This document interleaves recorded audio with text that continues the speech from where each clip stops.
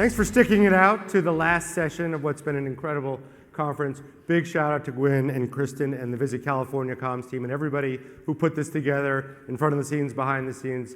It's my pleasure to participate and represent Investopedia and Dotdash Meredith. So thank you. This is a fascinating conversation. We've actually been talking for a couple months. I've learned so much about the industry from these three, and you are going to learn a lot too. We also want to hear your questions, but we also want to know where you're coming from. Hopefully by the end of this, you're going to have a good understanding of this industry, the cannabis industry from a revenue perspective, what it means to tourism, what it could mean, who's doing cannabis tourism right and marketing it right, who's not, what's good, what's allowed, what's not allowed, and strategies potentially to take back to your DMOs or the places you come from and work from that may make this a potential solution. So I'm really excited to get into it. There's some poll questions I just want to ask you out of the gate so we can level set with those that are still here about this topic in general. So is your business, let's do this by a raise of hands. This isn't in the app. This isn't digital. We're not recording this. But we want to know where you're coming from. So first question, just by a raise of hands, is your destination or is your business or destination actively marketing cannabis or cannabis tourism? Raise your hand if yes. Small handful, dozen or so. Do you feel that cannabis tourism could be a key differentiator for your area? Yes or no? All right, a little bit more, warming up to it. Do you have laws or regulations that hinder your area from marketing cannabis tourism or products? Some of that. All right. Okay. Looks like California. Very different, very diverse all over the state. Well, I'm Caleb Silver, the editor-in-chief. As we said, I got a great panel here. We have Peter Gamez, the president and CEO of Visit Oakland, Wendy Haase-Roberts, the president and CEO of Travel Santa Ana, and Brian Applegarth, the integration specialist from Destination Cannabis and the president of his own consulting firm. I'm really excited to get into this with you guys. I want to start with you two just to level set what's happening in your area in Oakland. Where are you from a marketing cannabis perspective, cannabis tourism? Set the stage for us. Great. First of all, thank you. So excited to be here today with all of you guys. Where we're at, can you guys hear me? Obviously not. Let's see.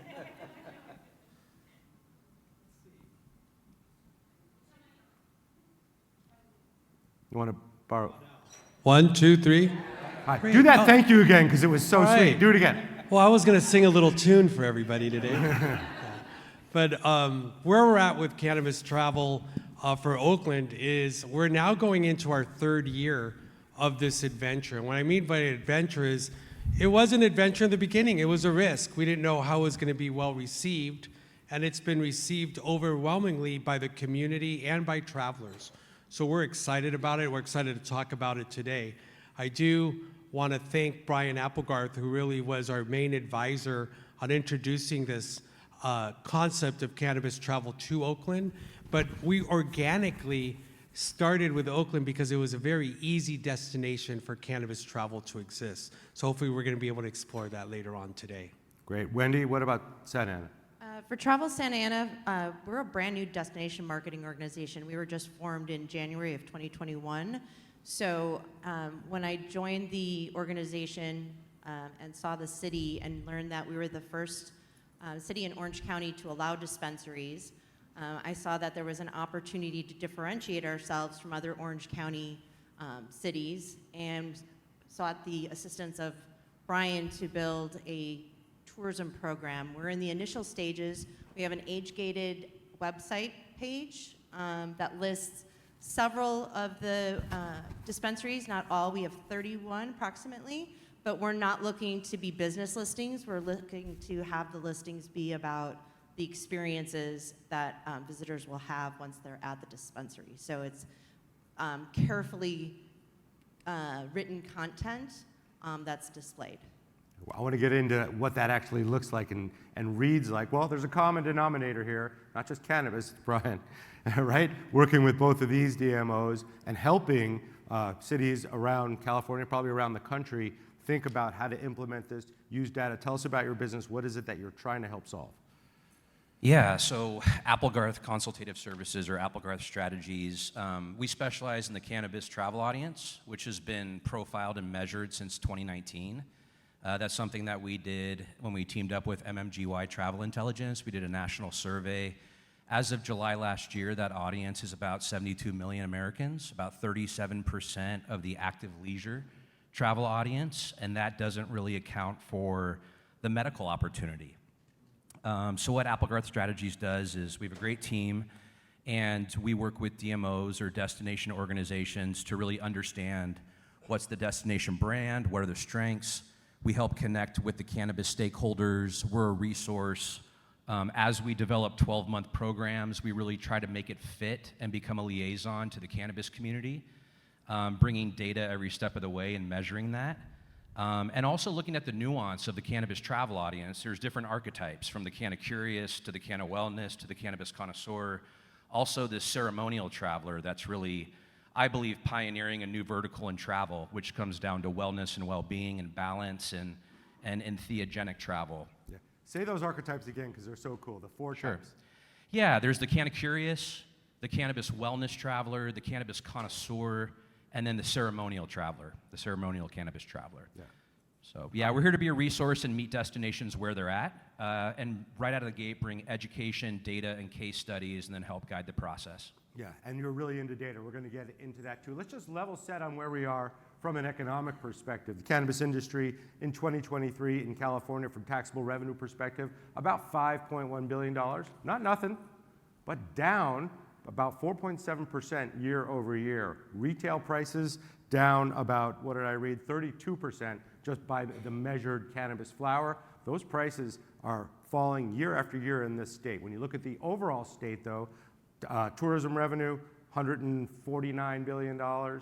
Wine is about, what, $55 billion? So this is a $5 billion industry trying to hold on here inside a mega tourism industry. So fascinating to get into that. Let's talk about what's happening in Oakland. You have the Emerald Cup. You're working with the hotel industries. How are you making this partnership kind of B2B in a lot of ways for an event that people are already coming to?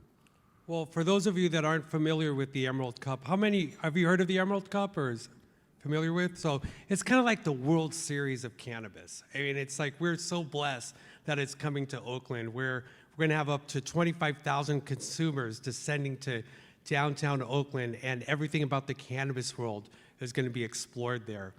And how we were so fortunate that they selected Oakland, well, one of the reasons why is our simple cannabis trail that we started 3 years ago, thanks with the work with Brian. We showed that we were a community that was welcoming these travelers. We wanted these travelers to come to our town.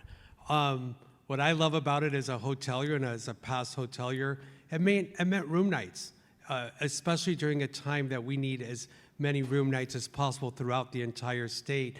This was a group of people that just signed an agreement for 5 years to come to Oakland, and a hotel community that is more than welcoming to bring in these new consumers to show off our town.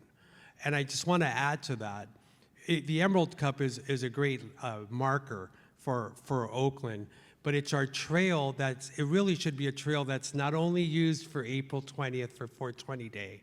It's a trail that's year-round, that our marketing department is constantly adding content, and we're bringing influencers and making our story a 365-day story that will hopefully bring in more Emerald Cups into the city of Oakland. Yeah, fascinating. So Oakland starting to do it right. Santa Ana's starting to do it right here. Brian, give us some other examples of either DMOs or areas outside of California that are doing this right. Cannabis tourism, marketing it right, selling it right, and having that success. Yeah, I do think, I think Visit Oakland and Travel Santa Ana really are like leading in a lot of ways, and Visit Mendocino County. That legacy producing region of Mendocino and Humboldt is an incredible asset for the state of California specifically. There's also like the Kootenai Rocky region I did a body of work for up in Canada. That was really education heavy, did a similar body of work for Hello Burlington. I believe that first step of getting your destination organization team educated on what this is and starting to get the information so you could have internal discussions about what that next step is a really important phase one. That's often followed by know before you go information, providing visitors with what the laws are, letting them know where the best dispensaries are that are on brand, that create experiences above and beyond a transaction. That's all kind of the phase one content. And there's a handful of DMOs that are starting to wake up to that and do that in a really effective way. And then there's the more mature, right? There's the destinations like Travel Santa Ana, Visit Oakland, Visit Mendocino County, that are really embracing this, creating trails, creating storytelling platforms, becoming a resource and engaging their cannabis stakeholders in really powerful ways.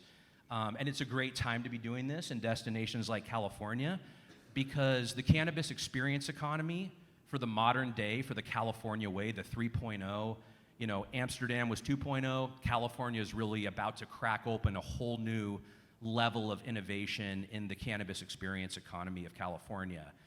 Cannabis today is seen as a travel trend in wellness, well-being, and balance, with 1 foot in medical, 1 foot in leisure. It's got a hell of an audience. It's going to continue exponentially growing. And this plant reaches into, we have cannabis spas in California, where it's topical applications, cannabis beverage bars, infused culinary dinners. Santa Ana has some cannabis sampling rooms that are about to come on board, which is the cannabis version of a wine tasting room. And yes, you have cannabis lounges that are inhalation as well. But when it comes to destinations in California, these two are leading it. San Francisco has some great content up as well. Visit Greater Palm Springs took some steps forward. There's some great content stories coming out of West Hollywood. So really, yes, those are some of the destinations that are kind of leading the way. Great. So Wendy, Santa Ana is relatively newer, but kind of gaining some traction here. How do you think of it from a marketing perspective, or what kind of sort of rules of the road, whether those are hard rules or soft rules, are you encouraging for the industry and for the area? Well, we're, as Brian said, I feel like we're in probably phase 1.5, leaning into 2. Our city is looking at allowing a cannabis event, not to the scale of the Emerald Cup, but that would be this fall. And so we're working with Brian. We had a seat at the, we had a seat at the table with economic development to discuss the RFPs that came in for the event, to make sure it was a 2-day event that would draw potential overnight visitors, that it fit within a brand, that it had a Santa Ana name and not a general Orange County name. So we vetted those RFPs. Now it has to go before City Council. Even though our city is allowed 31 approximately dispensaries, the idea of an event is still a little scary for some, especially the City Council, because they're not the same City Council that allowed and voted for the dispensaries to begin with, and with election coming up. So it's educating. It's all about education. So once we know when it's going to go to City Council for approval, we will be at the ready to provide them with data about the travelers, about the economic impact, how we're going to market it, because we look at it as 3 tiers: the city taking the resident marketing and educating them about the benefits. Cannabis dispensaries brought in $12 million into Santa Ana, $1.5 million more than our hotels in taxes. So educating the community about those general funds that go to youth programs, arts and culture, and something, there was code enforcement. So educating the residents about the importance of the cannabis tax. Then the event organizer has the marketing and experience of marketing to their audience, and then us marketing to draw overnight visitors to our hotels. I think the hardest so far, and I'm anxiously awaiting for Emerald Cup to happen so that I can glean some best practices from Peter and Visit Oakland, because so far our hotels, we have all brand name hotels. And so far there's been resistance because you have brands, you have owners, and you have management companies. And no one wants to be that first. So we have decided, initially we were gonna have this whole thing about hotels that are cannabis friendly. I think it's too soon. So we're just letting the hotels, if this event gets approved, which we all are very hopeful that it will, our next step for our hotels is to educate them about what to expect. Here's what your front desk needs to do. Here's what your housekeeping needs to do. So being a resource for them. Right now, the resource that we provided them is a handout card that has a QR code that takes visitors to our website, and the front desk has those in case anyone asks about dispensaries, cannabis. They can give them that card, and on our website we have what to know, what's legal, all of those types of tips and legalities of experience in dispensaries. I'm sure this hasn't been launched without some pushback or resistance, and you mentioned like some hotels don't want to be the first, some businesses don't want to be the first. What's some of the other sort of pushback you got within the community or within the DMO that you had to, or you're still having to convince people about? So far, it's just been the hoteliers, really. And it's more of what do we do if they're smoking in the room? So again, it's going back to education. It's not just about smoking weed in a hotel room. It's consumption, it's beverages, it's having a designated area just like they do for smokers. So our next step, and we're trying to build a meeting portion of this, which I know is one of my questions coming up, but from a meeting perspective, we're going to let the meeting planners who want this experience or who are part of the industry of cannabis who want to hold an event or a meeting in Santa Ana, we're going to facilitate that RFP like we would if it were a medical conference or if it was a government conference, and then allow the meeting planner to work with the hotelier about what their special needs are. If the hotel decides to turn down, a multi-day event because they don't want cannabis, then that's on them, but we brought it to them. Peter, So, jump.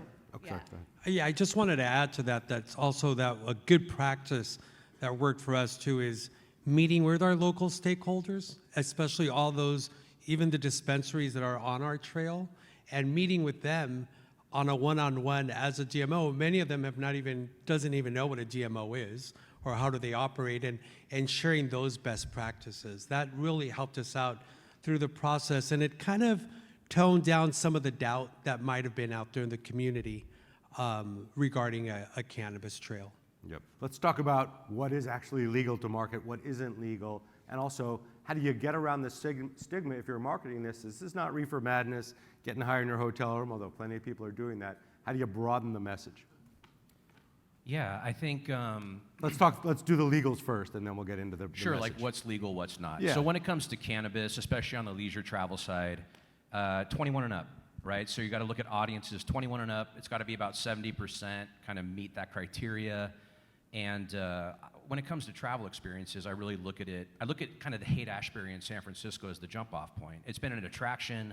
That story has been a cultural story in California for decades. So what is the extension of that story? Because cannabis has played an incredible role in our state. Starting with the development of the missions and still having hemp artifacts and things like this.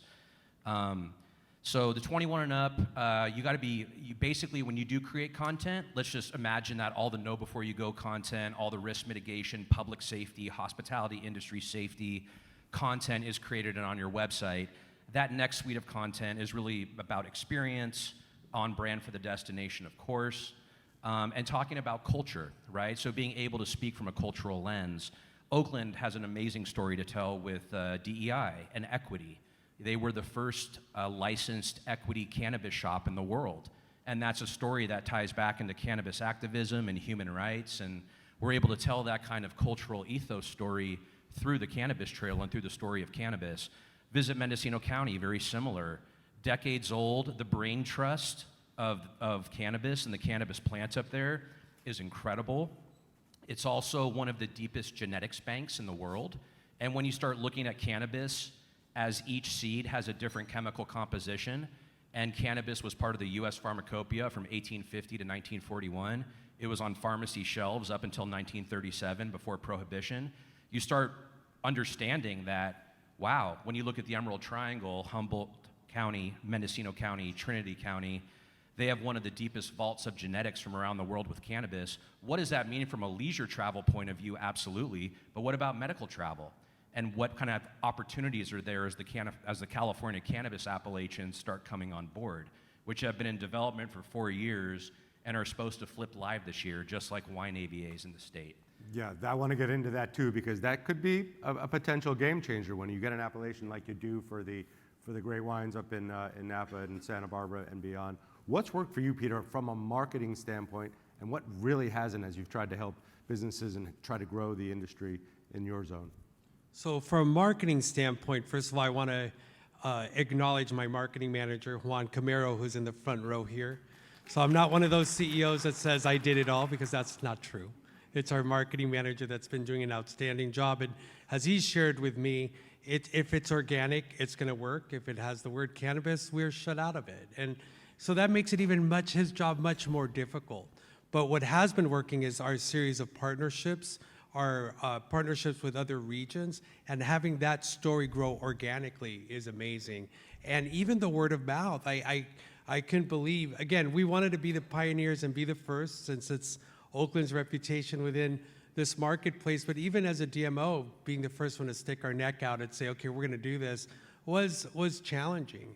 And the challenge still continues. It's not as easy to market due to the federal laws, but at the same time, the market is there. It's unmistakable. We have seen triple the amount of articles written about our destination, and it's not about come to Oakland and get high. It's really about the history of cannabis with Oakland, which in turn then talks about our destinations, our restaurants, our attractions, and creates overnight stays. So if I was to redo it 3 years ago, it's the best decision we've ever made. It's just much harder for a marketing director of a DMO because he gets so many more roadblocks than you would normally do. Then it would have been a lot easier just to do a coffee trail, right? But we didn't take the easy route. And so that's where we're at right now. All right, Wendy, let's get into the B2B aspect of it. We talked a little bit about hotels wanting to participate, but you're in a big meetings area, a lot of big companies down there. It's a destination in and of itself for that. How do you encourage that? I guess it's through education, as you mentioned, but can you show them the money, show them the numbers or the potential? How do you enable that conversation to go a little bit smoother? So oddly enough, this is one of the first things that I said to Peter when we started working together is, where is the economic impact of these events at hotels? If the Emerald Cup was held in, where was it before? It's Santa Rosa. How many hotel rooms did it bring in? And there was no information.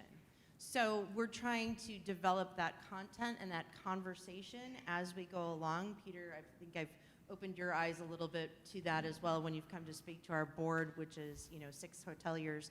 Includes 6 hoteliers is, that dreaded heads in beds. Well, what is this going to do for the community? What is this going to do for my property?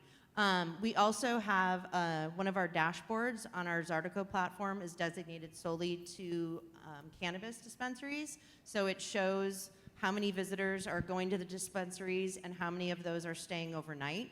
So we're starting to build that content. But again, we're a brand new destination marketing organization in its third, not even 2.5 years now.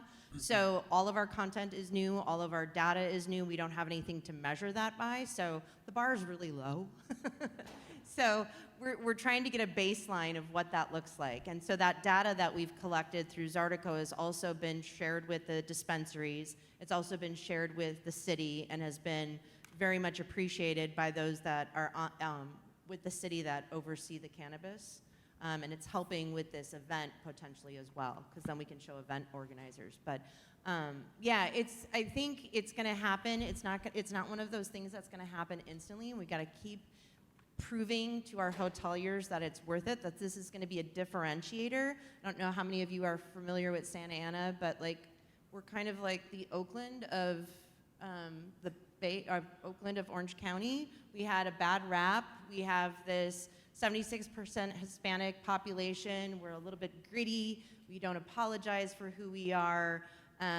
It's the downtown of Orange County. We have, public art and art scene that's made up of people of color and LGBT. So we're not the clean-cut Huntington Beach or Costa Mesa and family-friendly Anaheim. So this fits with our destination, and this is an opportunity for us to fully embrace it. And we want to do this event right so that they come back, because they're anticipating 7,000 every day for 2 days, and they're looking at growing this.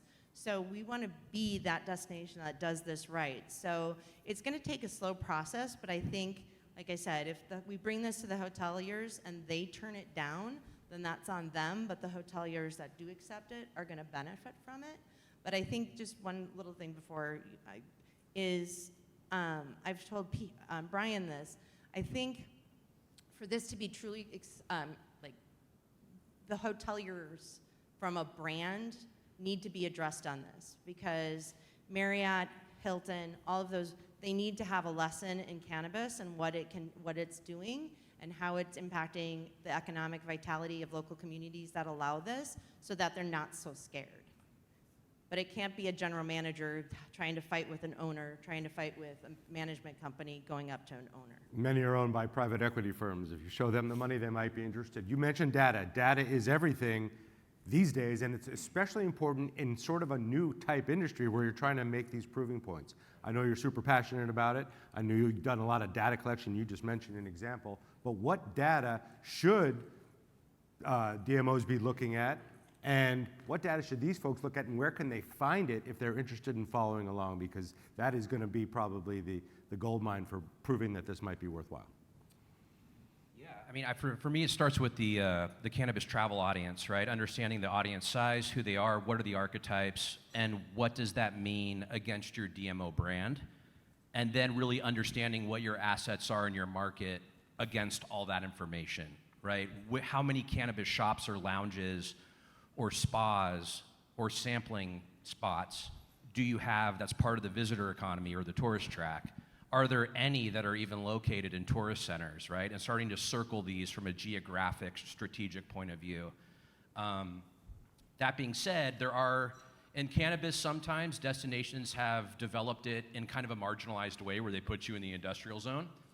And there are some destinations that you can make, it is travel worthy to go out to those. So there are outliers. But understanding what experiences exist in the tourist track and starting to analyze and assess that and then reach out to those stakeholders and start developing relationships so you can create a program around it and be a guide to teach them what it means to not just be a transactional retailer, but to go above and beyond and consider yourself an experience creator for the visitor spend, for the visitor experience, above and beyond a resident spend. So the cannabis travel audience in relationship to your destination brand and your cannabis stakeholder assets and kind of where they lie. The second data set would really be kind of what, like Zartico's done this, Tourism Economics has dove into this as well, is understanding and geofencing kind of the human movement. Who's going to the dispensaries or the cannabis shops or the lounges? How are they moving about? What time of day? What time of year? What season? Is it peaking during 420? How do you make it an evergreen platform where you're leaning into pre-existing programs and narratives? Like a great example of this is Restaurant Week, right? Everyone can relate to, like the munchies are one of the most well-known things when it comes to cannabis. So how can you maybe position the lounges as an aperitif or a pre-dinner experience to stimulate your appetite, accentuate your palate, and take that Restaurant Week to the next level while you try those local signature dishes? Is there a way to integrate a cannabis narrative into a pre-existing thing so it becomes part of your destination story in a brand-aligned way? And that's the benefit of reaching out to the cannabis stakeholders and starting to work with them and guide them. Oakland did this great too. We are doing this great with the Emerald Cup, right? This is an economic impact between $17 and $20 million that happened in Santa Rosa. Now that event is home to Oakland. And the Emerald Cup team is ecstatic because Visit Oakland has wrapped their arms around it with hotel partners and marketing support and media strategy. And all of a sudden you have this kind of synergistic relationship unfolding. So the cannabis travel audience, what does it mean for your destination? How do you want to architect out your strategy and program? Is it straight marketing content driven, or do you want to do stakeholder outreach and kind of become a data-driven community alignment vehicle? We talk a lot in DI about that. And then layer on that human movement. I think the third pillar is how is this, specifically lounges and cannabis consumption spaces, what is that next step? Because some of the data is showing, the last portion of the American Traveler study we did in July 2023, we saw a really compelling data point that's connecting cannabis as a precursor to a food experience, like we just touched on with Restaurant Week, but also cannabis as a precursor to arts and culture, right? Because there are certain types of cannabis varietals where it enhances shapes and colors, and it makes things more thought-provoking. It brings you into the present moment. That presentation on flow state this morning and on playing, so much overlap. If you can understand the science of cannabis and how you can leverage that as we go into this ultimate playground brand, huge opportunity for cannabis. So what I was getting at with that third data set is how is that translating to economic impact throughout the destination, where the cannabis traveler is dropping money not just in a lounge and a shop, but they're being sent on a curated experience throughout the ecosystem, and they're dropping money elsewhere. Of course, heads and beds, right? One thing I learned, I've been in 10 years now, kind of learning the travel industry, and learned that obviously heads and beds, overnight stays is incredibly important. So both of these destinations, and also Visit Mendocino County, one place that we're at in the programs is identifying kind of the cannabis-friendly hotels and starting to geofence those to really see where's that resting cell phone spot and how many heads and beds are being translated from the cannabis travel audience in the program that we've created. And then how do you support with unlocking incremental revenue? And part of the hotel presentation that typically I do annually with my destination clients is talk about that heads and beds, the events, economic impact, but also talk about incremental revenue, because there are products that you can integrate into your hotel spa, or if you have a golf course in your resort. Cannabis and these products are going to continually integrate, and there is low-hanging fruit for incremental revenue for hotels if they're open to the idea of it. And we have had a handful of hotels move on that. 2 quick hotel case studies I want to mention. One was the Fairmont Santa Monica that I worked with. We did a customized cannabis menu, as well as the Farmhouse Inn and Restaurant up in Sonoma County. And so the way that they met this moment with the cannabis travel audience, or any of their guests that were interested in cannabis, is we created a low-dose, CBD-rich, and also low-dose cannabis menu that was all non-inhalation. So now when people asked about it at concierge, they said, oh yeah, we have a delivery partner, here's our approved menu. The look and feel of that menu was integrated and on brand for Farmhouse, et cetera.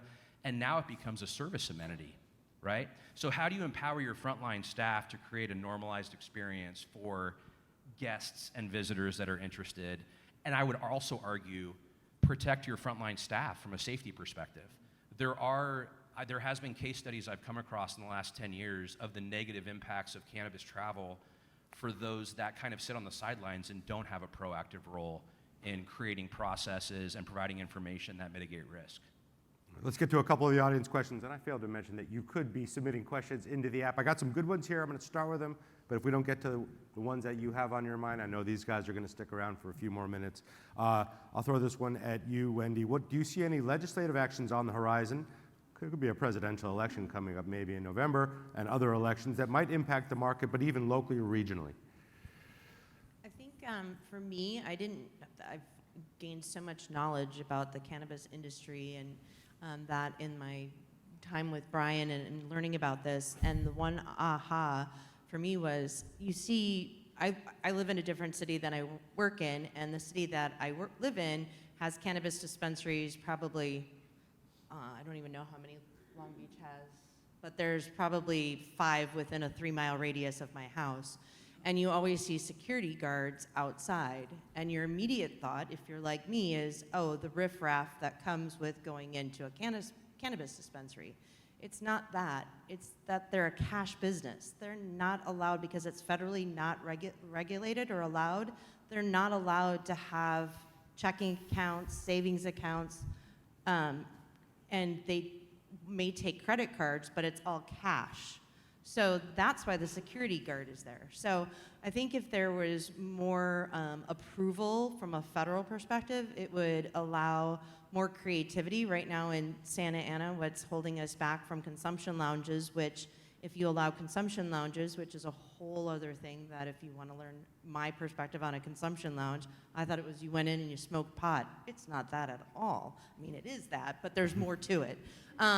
But that opens up a whole other part for those who don't want to drink alcohol, and we have a lot of people who are no longer drinking alcohol, so that opens up. So there's just a lot of more opportunity with legislation allowing things. And from my perspective, consumption lounges, those who do them are even hand-tied because of like the food. You can serve food, but it has to be packaged. I mean, it's ridiculous how much regulation there is on this business, but not on other businesses. Yeah, good point. Safe Banking Act is something we want to keep an eye on too, because that would allow the federal banking of cannabis. All right, for you, Peter, what is it possible to have a marketing strategy around this that is also family friendly? Can they coexist? I mean, how do you market cannabis tourism and bringing people to Oakland for the cannabis experience, but also be family friendly at the same time? I mean, I don't have that answer now, if I was to say, but it is something that, as we all know, 15 years ago, the perception of cannabis is so different of what it is today.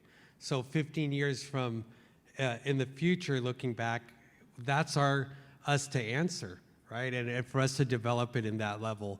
As far as family friendly, I don't necessarily see it. But as far as family travel, where you can come into a destination, enjoy attractions, and at the same time have cannabis as an amenity or as a choice that you can go to for those people within the family, yeah, that's totally possible, and I can see that happening. Take your kids to their little league while you're. Yeah, exactly. There's got to be an edible Drop out there them at that makes Chuck E. little league Cheese or and- soccer that much more enjoyable. All right. Drop them off at Chuck E. Cheese. All right, this is a good one from the crowd, and this really brings it back to the wine thing. And I think there's something there, right, that we can learn from, that we can all learn from. So in the winery world, the question is, or the statement, the owner of the winemaker is often the face of the brand. The story is often the story of the winery, and it helps the storytelling front. Is there an equivalent in the cannabis industry? There probably is. I know there is, but I'm sure you have an example you can share that you can point to for the crowd, Brian. Yeah, I mean, we're actually upon that era. If what I'm hearing is accurate, you know, for 4 years, they've been developing the Cannabis Appellation Program of California. The California Department of Food and Agriculture has been working on this. They've looked at Bordeaux, they've looked at Champagne, France. They've also looked at Manuka honey because of the medicinal properties of that and what they did in New Zealand around that. So there's been a lot of interesting case studies around how do we develop this appellation of origin program when it comes to cannabis in California. So you're gonna start seeing these appellations roll out. I think that obviously this is an immense opportunity for California. And for me, it transcends cannabis. It really is an opportunity for us to highlight the agricultural positioning of our state, whether it's grapes, whether it's artichokes.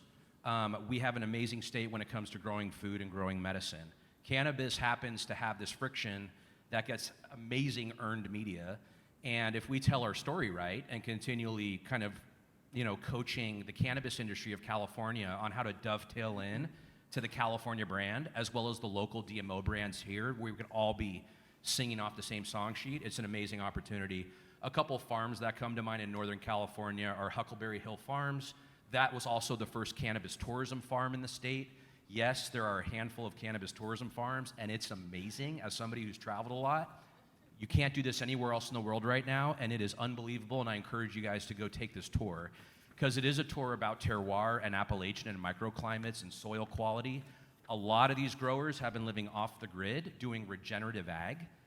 It's all these kind of old hippies. There's that contingent where they're all about sustainable, but they've taken it next level, where it's this regenerative ag model, and that's another definition right now being discussed by the CDFA, the Department of Food and Ag of California. They are defining what regenerative agriculture means. I think cannabis can really be a lightning rod of this as well. There's another farm called Sugar Hill Farms in Anderson Valley in Mendocino County. It also has this boutique dispensary where the owners imported, you know, this apothecary from Hungary. It will blow your mind. And they grow what's called landrace strains, where they're constantly experimenting with their specific microclimate on what types of cultivars grow well in their region. A Southern California destination that I think is really gonna be that SoCal story of this ag story is Santa Barbara on the coast. I work with a group called Sunstone Estates, and they have the first single origin cannabis spritz beverage that is, you know, fueled by locally grown, sun-grown cannabis down in Santa Barbara County. So being able to tell this from a statewide level, those are some of the outposts that we have. Sounds cool. All right, let's go out on this from Peter and Wendy. A mistake you may have made as this has grown within your DMO that you can tell us about, so anybody that's considering this may not make that mistake, as this was sort of in development for you. I think in the learning stage, trying to do it on my own rather than bringing experts and advisors right away and not completely getting all stakeholders involved. Yeah. Wendy, take us home. I think just thinking that this was going to be a quick, like everyone was going to be on board, and it's not as easy. Yeah.